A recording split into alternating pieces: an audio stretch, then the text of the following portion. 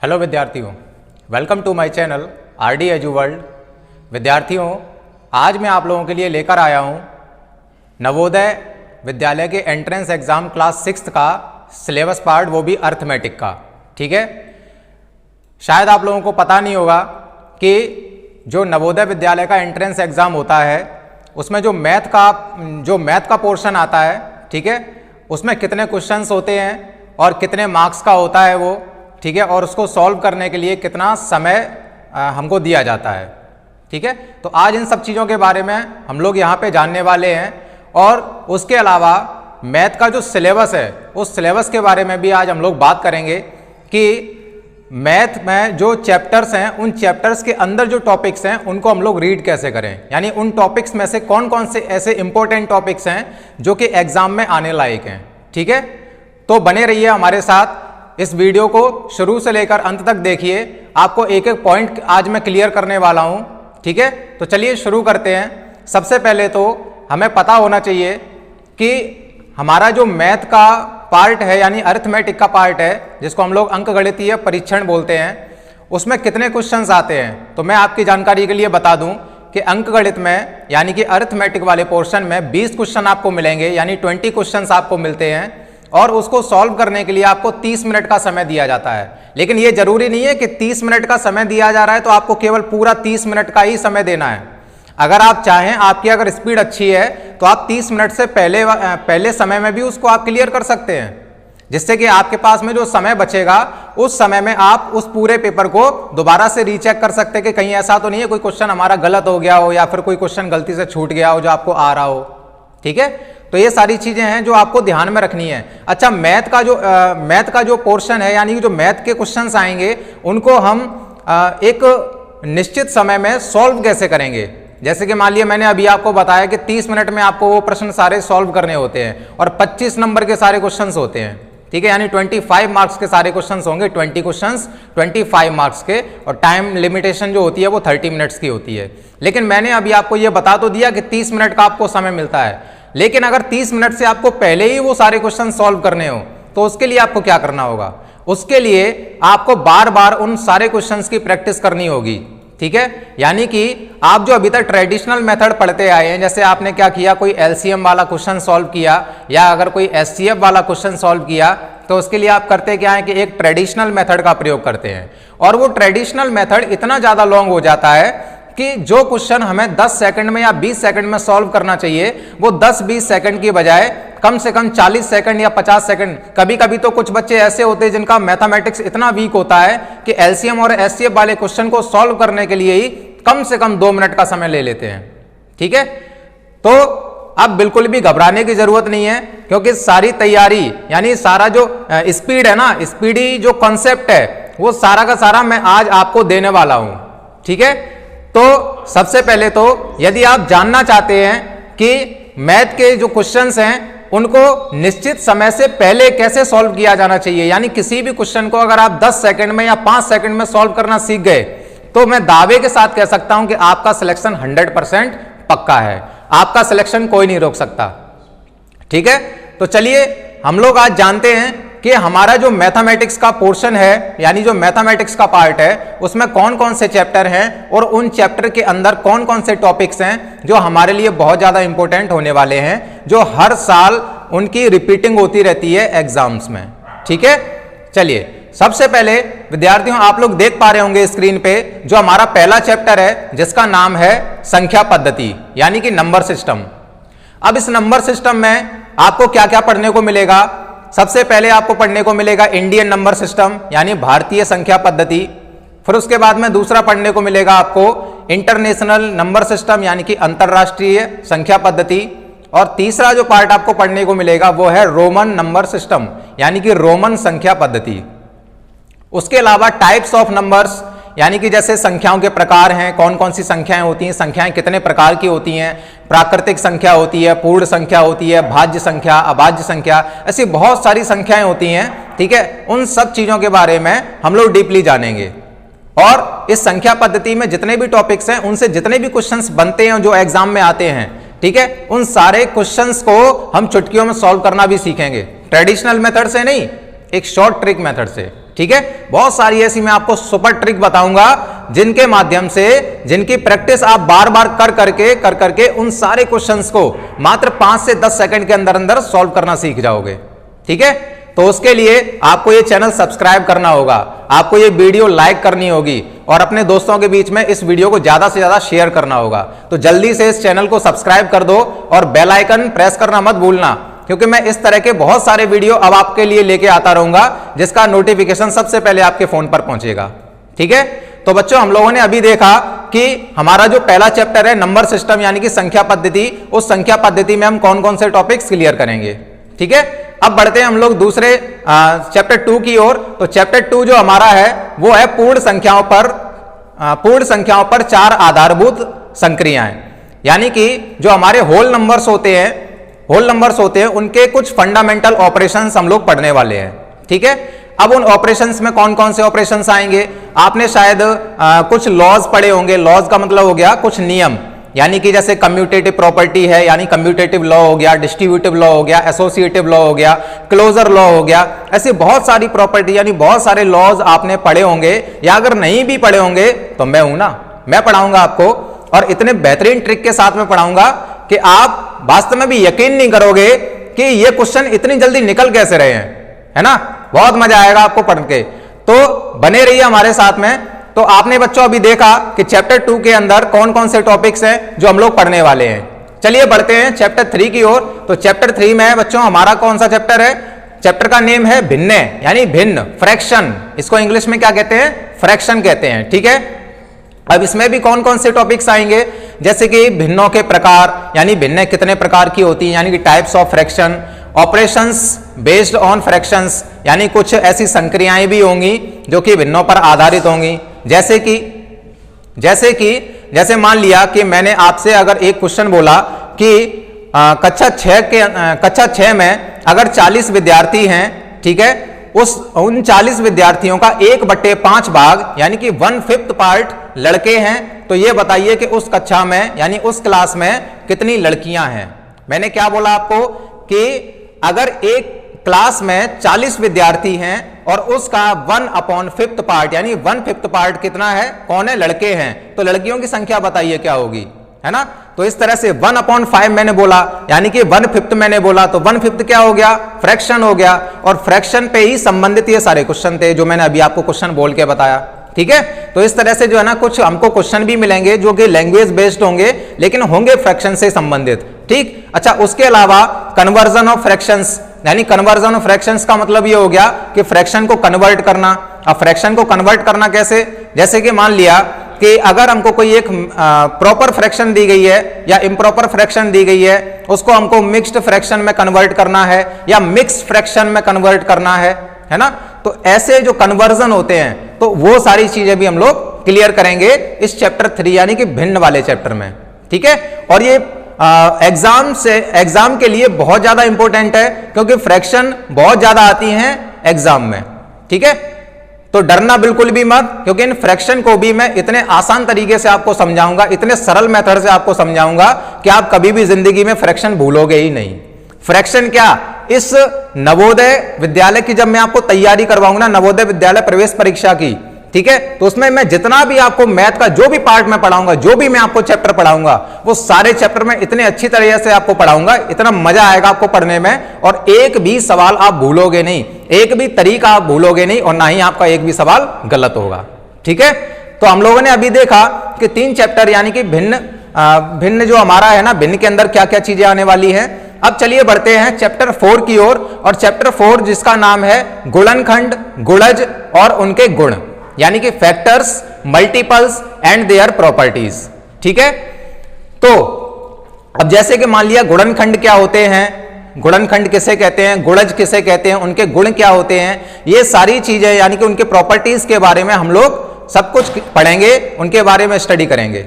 ठीक है, अगला जो चैप्टर है, नेक्स्ट चैप्टर है हमारा 5, उसका नाम है लासा एवं मासा, यानी कि एलसीएम एंड एचसीएफ। अब एलसीएम और एचसीएफ होता क्या है, एलसीएम और एचसीएफ से संबंधित कुछ प्रश्न होते हैं। एलसीएम और एचसीएफ को हम लोग भाग विधि से और गुणनखंड विधि दोनों ही विधियों से निकाल सकते हैं। ठीक है, अच्छा, उसके अलावा शेषफल पर आधारित प्रश्न भी होते हैं उस पर। है ना, शेष फल पर आधारित प्रश्न होते हैं। जैसे कि मैंने आपको बोला कि 567 में ऐसी किस संख्या का, ऐसी कौन सी छोटी से छोटी संख्या का भाग दिया जाए, यानी कि 567 में हम किस छोटी से छोटी संख्या का डिवाइड कर दें कि रिमाइंडर 70 बच जाए।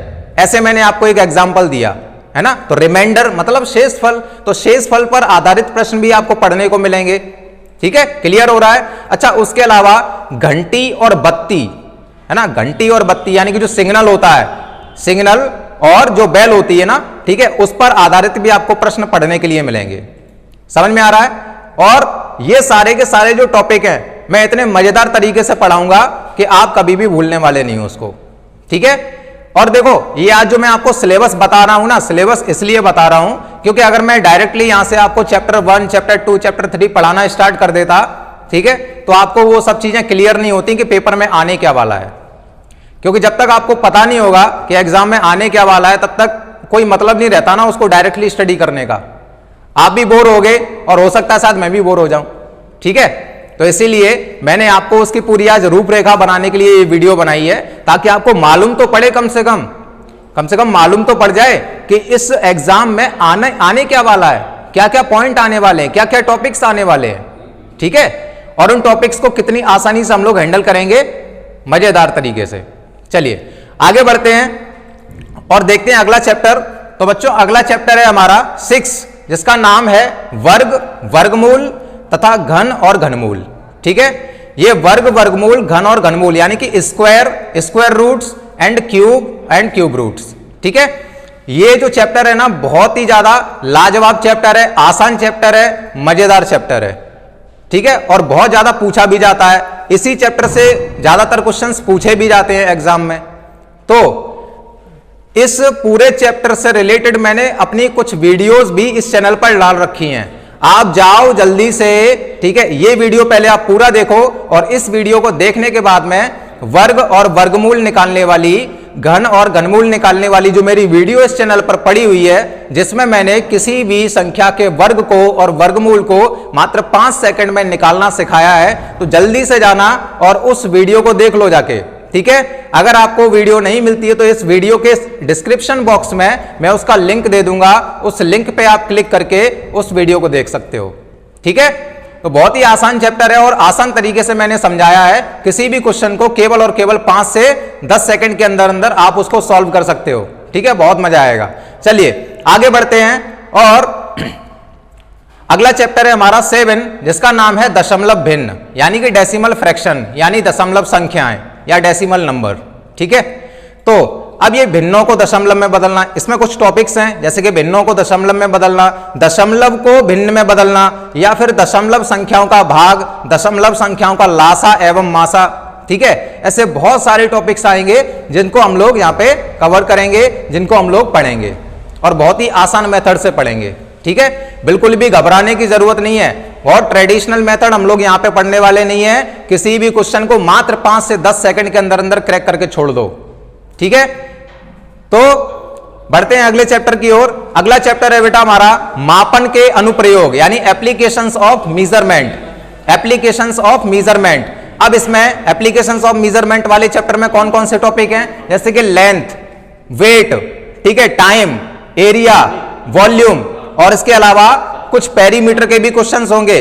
अच्छा, उसके अलावा मान के चलो कुछ ऐसे भी अलग टाइप के क्वेश्चन आएंगे इस मापन के अनुप्रयोग वाले चैप्टर में, जिनको हम लोग बहुत ही आसानी से डील करने वाले हैं। ठीक है, तो अगले चैप्टर में हम लोग बेटा पढ़ेंगे जिसका नाम है सरलीकरण यानी सिंप्लीफिकेशन। अब इस सिंप्लीफिकेशन में आप लोगों ने पढ़ा होगा बोर्ड मास का एक रूल, है ना, बोर्ड मास।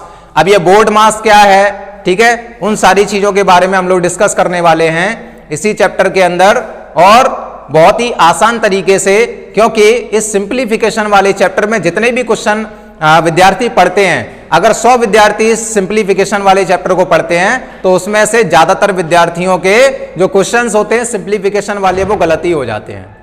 वजह ये होती है कि उनको केवल ट्रेडिशनल मेथड के बारे में जानकारी होती है, कोई शॉर्ट मेथड के बारे में जानकारी नहीं होती है, जिससे कि उनका क्वेश्चन भी आसानी से सॉल्व हो जाए और उनके पास में समय भी खूब सारा बचा रहे। बात समझ में आ रही है? तो इसीलिए मैं आपसे कह रहा हूं कि सिंप्लीफिकेशन वाला चैप्टर बहुत ही आसान तरीके से मैं आपको समझाऊंगा, ठीक है, डरने की बिल्कुल भी जरूरत नहीं है। ठीक, चलिए बढ़ते हैं अगले चैप्टर की ओर। तो चैप्टर 10 है जो हमारा, उसका नाम है औसत यानी कि एवरेज। अब इस औसत वाले चैप्टर में कौन कौन से टॉपिक्स आने वाले हैं? तो बच्चों संख्याओं का औसत पहला टॉपिक, ठीक है। दूसरा टॉपिक परीक्षा में जो प्रश्न पूछे जाते हैं, परीक्षा में जो प्राप्तांक होता है, ठीक है, परीक्षा के जो प्राप्तांक होते हैं उनका औसत क्या होता है। जैसे मान लिया आपकी क्लास में अगर 10 विद्यार्थी पढ़ रहे हैं और उन 10 विद्यार्थियों के भार का यानी वेट का अगर हमको एवरेज पता करना हो, यानी उनका औसत पता करना हो, तो कैसे निकाला जाएगा। तो ये सारे के सारे जो टॉपिक्स हैं वो इस औसत वाले चैप्टर में हैं, और औसत वाला चैप्टर मैं आपको इतना अच्छी तरह से पढ़ाऊंगा कि आप उसको कभी भी भूलोगे नहीं और ना ही कोई क्वेश्चन आपका वहां से गलत होगा। ठीक है, चलिए बढ़ते हैं अगले चैप्टर की ओर। तो बच्चों अब मैं आपको जो चैप्टर बताने वाला हूं, यहां से जितने भी आपको मैं चैप्टर बता रहा हूं अब उन सारे चैप्टर को इतना आसान और मजेदार तरीके से आपकी तैयारी करवाऊंगा कि आप अगर कभी भी इसके क्वेश्चन आप जब एग्जाम में देखोगे ना, उस प्रश्न पत्र में देखोगे, जब पेपर में देखोगे, अगर इन चैप्टर से रिलेटेड कोई भी क्वेश्चन आ जाए तो आप उसको देखते ही उसका आंसर दे सकते हो। ठीक है, तो बच्चों अगला जो चैप्टर है हमारा, जिसका नाम है प्रतिशतता यानी कि परसेंटेज। ठीक है, परसेंटेज से रिलेटेड जितने भी क्वेश्चंस बनते हैं, अब जैसे कि परसेंटेज से रिलेटेड कौन कौन से क्वेश्चन हो सकते हैं, जैसे कि मान लिया मैंने आपसे बोला कि जो 500 ग्राम है वो 5 किलो का कितने परसेंट है, 500 ग्राम है वो 5 किलो का कितने परसेंट है।